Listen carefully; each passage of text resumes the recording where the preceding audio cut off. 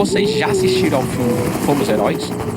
Fomos Heróis nos convida a uma jornada visceral e emocionante pela Guerra do Vietnã, mais especificamente por um dos primeiros grandes confrontos entre as forças americanas e os Vietcongs. O filme, dirigido por Ridley Scott, nos coloca no meio da ação, retratando a brutalidade e a coragem dos soldados em uma das guerras mais controversas do século XX. Porém, Fomos Heróis não se limita a mostrar a ação. O filme também explora o impacto psicológico da guerra, tanto nos soldados quanto em suas famílias nos Estados Unidos. O filme retrata as esposas e as mães dos soldados vivendo em constante angústia, aguardando notícias de seus entes queridos. A incerteza e o medo da morte pairam sobre cada cena, mostrando o alto custo humano da guerra. Porém, o filme não é perfeito.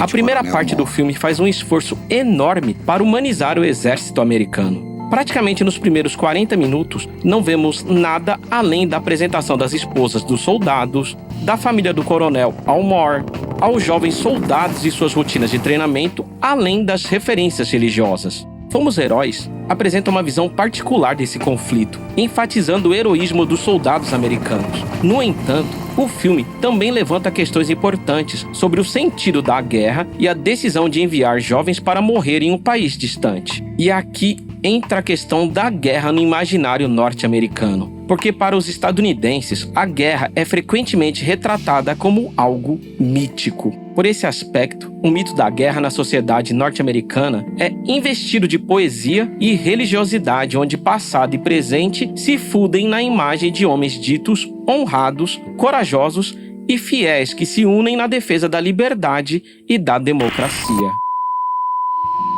Fazendo um contraponto, quero esclarecer que não compactuo com essa peste estadunidense. Afinal, quem conhece a política externa dos Estados Unidos sabe que ela é marcada por uma complexa teia de interesses que ao longo de décadas promoveu diversas ações norte-americanas no cenário internacional. Tais intervenções justificadas sobre a premissa de promover a democracia, os direitos humanos ou combater o terrorismo resultaram em desestabilizações políticas e aumento da violência. Um exemplo é a invasão do Iraque em 2003, que derrubou o regime de Saddam Hussein, mas desencadeou uma guerra civil prolongada e violenta, com consequências humanitárias devastadoras. A guerra do Iraque foi determinante neste século XXI e por vários motivos. Ela envolveu duas grandes potências mundiais contra um influente país árabe, apesar da resistência de outros países influentes e de parte da opinião pública. O conflito durou 8 anos, entre a invasão em 2003 e a saída das últimas tropas de combate dos Estados Unidos em 2011. A guerra facilitou o fortalecimento ou surgimento de grupos armados considerados como terroristas por países ocidentais e gerou grande ressentimento em boa parte das populações árabe e muçulmana. Também deixou uma marca na política externa americana. Assim, essa abre aspas, poesia artística do filme, fecha aspas, serve como um véu que encobre as atrocidades da guerra, transformando o sofrimento em uma experiência quase sublime. A metáfora do super soldado é um exemplo clássico dessa transformação.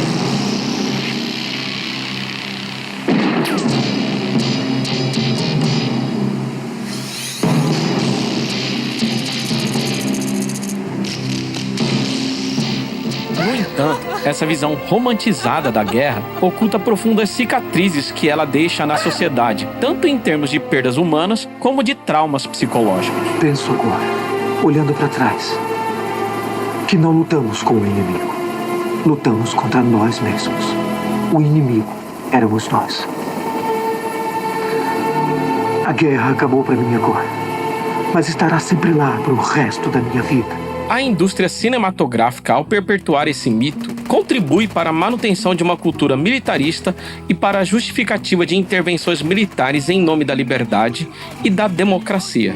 É elementar que poderíamos, partindo da história do cinema, enquadrar todos os filmes em algum sentido como uma propaganda, seja por interesses comerciais, ideológicos ou políticos. Os norte-americanos foram os que melhor conseguiram inserir o sistema propagandístico cinematográfico. Porém, a representação da guerra passou por diversas transformações. A partir da década de 1960, com a Guerra do Vietnã, a visão crítica da guerra começou a ganhar força e muitos filmes passaram a questionar a propaganda oficial e a denunciar as atrocidades cometidas. A Guerra do Vietnã, em particular, serviu como divisor de águas. Filmes como Apocalipse Now e Platoon retrataram a guerra de forma visceral e anti-heróica, revelando a loucura, a violência e o absurdo do conflito. A geração que vivenciou essa guerra cresceu questionando o patriotismo e crítico ao mito do bom combatente. Mentira! Mentira! Você tá mentindo! Tá mentindo, miserável! Tá mentindo! Tá mentindo! Ai, Cacadão! Barnes!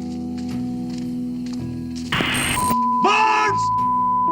Neste vídeo, tentei propor, a partir do filme Fomos Heróis, uma discussão sobre a propaganda de guerra que os Estados Unidos fazem. Entretanto, a partir do filme, fomos abordando uma série de temas complexos sobre a política pútrida estadunidense. Em poucas palavras, a experiência cinematográfica, especialmente em grandes salas de cinema, pode ser moldada por interesses norte-americanos. Dessa forma, ao sermos expostos a uma produção cinematográfica, estamos sendo, em certa medida, influenciados por uma visão de mundo específica que reflete as relações de poder entre as nações e as desigualdades globais presentes na indústria do cinema.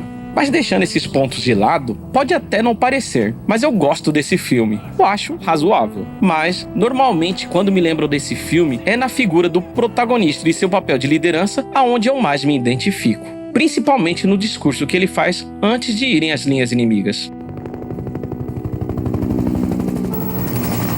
E aqui nos Estados Unidos, alguns homens, em suas unidades, podem perceber a discriminação por causa de raça ou credo. Mas para vocês e para mim, tudo isso acabou. Estão me seguindo para o Vale da Sombra da Morte. O discurso do Tenente-Coronel Al Moore serve como excelente exemplo como a linguagem pode ser utilizada como ferramenta de liderança e motivação em momentos de extrema pressão e adversidade. Moore, com voz firme e olhar determinado, reconhece o perigo da missão que os espera. Ele não promete que todos se tornarão vivos, mas faz uma promessa inabalável: será o primeiro a entrar em combate e o último a sair. Essa declaração transmite a seus homens a ideia de que ele estará ao lado deles a cada passo, compartilhando os mesmos riscos e perigos. Doutor, os feridos estão em cima daquele outeiro. Vai! Senhor, se não encontrar alguma cobertura, será atingido. Se for atingido, todos nós seremos. Vamos! O discurso deixa claro que eles irão para uma guerra. Ele não tenta amenizar os riscos e perigos da guerra, chegando ao extremo de anunciar que daqueles ouvintes nem todos voltariam vivos. Moore não esconde a realidade da guerra, reconhecendo os perigos e a possibilidade de perdas. Essa honestidade demonstra respeito pelos seus homens e os prepara para o que está por vir. Vamos sair daqui! Ai! Peguem os feridos, vamos correr! Sargento! Temos que sair daqui! Dessa forma, o discurso do Tenente-Coronel Al Moore em Fomos Heróis transcende a mera motivação. Ele representa um dos pilares da liderança eficaz, isto é, a autenticidade. E como eu disse, o melhor do filme Fomos Heróis é a reflexão sobre o papel da liderança em tempos de conflito. A busca por líderes inspiradores e a necessidade de encontrar sentido em meio à adversidade são temas universais. No entanto, é fundamental lembrar que a guerra não é apenas um campo de batalha, mas também um palco para a manipulação de informações e a construção de narrativas que servem aos interesses de poderosos. E ao analisar o filme Fomos Heróis, podemos desconstruir esses mitos e construir um olhar mais crítico sobre os conflitos que moldam o nosso mundo. E aqui nos Estados Unidos, alguns homens, em suas unidades, podem perceber a discriminação por causa de raça ou credo. Mas para vocês e para mim, tudo isso acabou. Estão me seguindo para o Vale da Sombra da Morte.